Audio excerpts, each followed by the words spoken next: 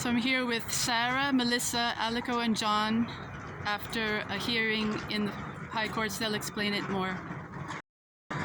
We were just up here today again for the Mullingar Migrant Centre Injunction case. What we're looking for is our disclosure orders on the different environmental impact and all of the different information, the public participation that the government was obliged to have done before bringing all of these migrants to this country. But we lodged this case nearly exactly a year ago, and we're still waiting for this information, which would suggest that they don't in fact have it because they didn't do any public participation or cost-benefit analysis or any kind of what's going to happen to the health service, what's going to happen to housing, what's going to happen to health with the high levels of diseases coming in that we're not prepared to deal with. And yet again, it was put off until the 10th of April. So hopefully the next time we're in, they'll either tell us we're not going to give you this information, in which case we can bring it to Europe or to the Artists Convention people internationally, or give us our disclosure orders. But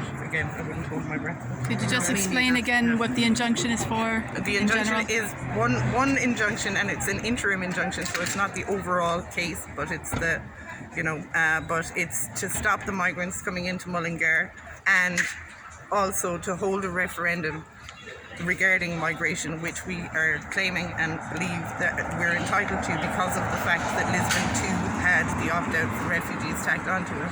And considering the fact they were able to spend 20 million running a ridiculous referendum that nobody was in favour of, I don't see why the courts would say that they're not obliged to hold a referendum that 90% of the country has an opinion on.